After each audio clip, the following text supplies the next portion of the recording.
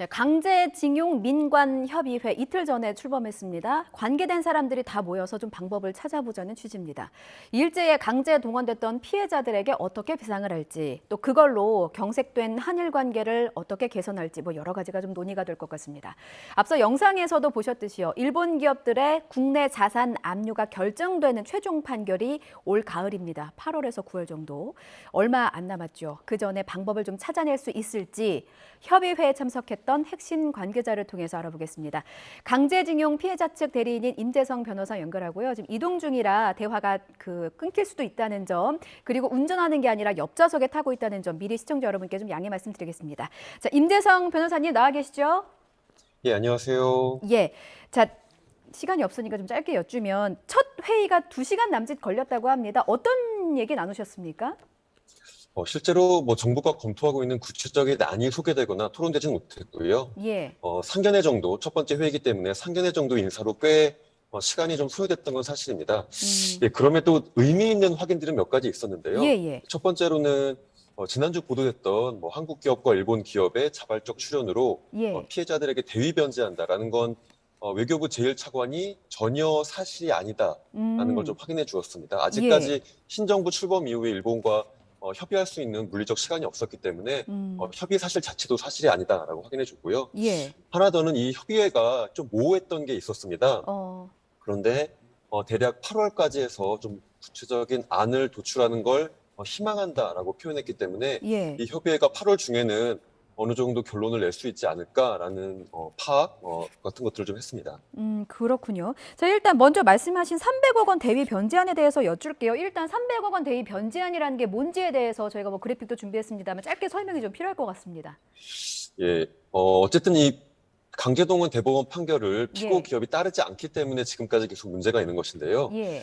나름의 하나의 타협책으로 한국 기업과 일본 기업의 자발적인 출연으로 300억을 조성해서 일본 기업이 해야 될 책임을 좀 대신하겠다는 거죠. 그래서 피해자들에게 대위 변제를 하겠다. 그래서 피해자들의 채권을 소멸시켜서 예. 한일 관계에서 지금 최대 현안이 되고 있는 현금화 문제를 다른 방식으로 우회적으로 풀어보겠다라는 게 이 안의 핵심입니다. 그런데 지금 사실과 다르다는 명확한 답을 받았다고 이제 그게 이번 회의를 통해서 얻은 수확이라고 하셨는데 구체적으로 이게 어떤 내용입니까? 왜 적극적으로 알리지 않았던 건가요? 기본적으로 이런 보도가 이루어졌을 때 예. 외교부가 이게 사실이 아니다라는 걸 적극적으로 밝히지 않았습니다. 근데 왜 밝히지 않았는지까지는 제가 답을 듣지 못했고요. 예. 아무튼 한국과 일본 정부 사이에서 이 양국 기업의 300억 조성은 사실이 아니다라는 게 확인이 된 거죠. 그렇군요. 지금 대법원 판결이 8월에서 9월 정도 이제 최종 판결이 나올 것 같은데 뭔가 일본과 협의할 시간은 충분하지 않을 것 같은데 피해자 측의 입장은 어떤가요? 사실 집행 절차는 어제 오늘 일이 아니고요. 이미 예. 2018년 말에 대법원 판결이 나온 이후에 지금까지 일본 기업에 계속 판결을 이행하라 아니면 협의하자라는 요청을 했습니다. 예. 그 요청에 응하지 않기 때문에 3년 가까이 집행을 해온 상태이기 때문에 이게 갑작스럽게 대법원에서 최종 결정이 내려진다라고 좀 보기는 어렵습니다. 지금까지 쭉 이행을 하지 않았던 시간들이 있기 때문에요. 예. 또 한국 정부가 일본 정부 그리고 일본 측과 협의를 안 해온 것도 아닙니다. 지금까지 일본이 계속 한국 정부의 모든 제안들을 거절해 왔기 때문에 지금까지 미뤄진 것이어서 시간이 충분하지 않다라는 거는 저희 쪽 입장에서 보면 지금까지 계속 거절해온 상황에서 남은 시간이 얼마 없다라는 건 좀 변명에 불과하다라고 생각합니다. 예. 이번 회의를 통해 구체적인 안이 좀 도출될 수 있을 거라고 보십니까? 첫 번째 회의만 한 상황에서 사실 저의 솔직한 좀 판단은 아직은 잘 모르겠다입니다. 그리고 예. 협의회에서 최종적인 결론이 나올 수도 없습니다. 왜냐하면 일단 협의회에서 검토한 안을 한국 정부가 받아들일지 말지도 판단해야 되는 것이고요. 그렇죠. 한국 정부가 만약에 정부 안으로 판단을 한다면 이 안을 가지고 일본과 또 협상을 해야 됩니다. 그래서 그 안이 얼마나 살아남을지도 사실은 좀 미지수고요. 예. 결국 일본과 협상한 안을 가지고 다시 피해자들에게 개별적인 동의를 구하는 구조라 사실 앞으로 남은 절차는 꽤 많습니다. 그럼에도 그렇군요. 불구하고 예. 어쨌든 이 절차가 좀 시작이지 않을까라는 생각들을 하고 있기 때문에 예. 그 시작의 강제동원 문제의 원칙 그리고 이제 피해자들의 요구가 최대한 반영될 수 있도록 노력을 해야 되겠다라는 게 좀 저희 측 입장입니다. 피해자분들은 이번 협의에 대해서 어떤 입장을 갖고 계신 겁니까?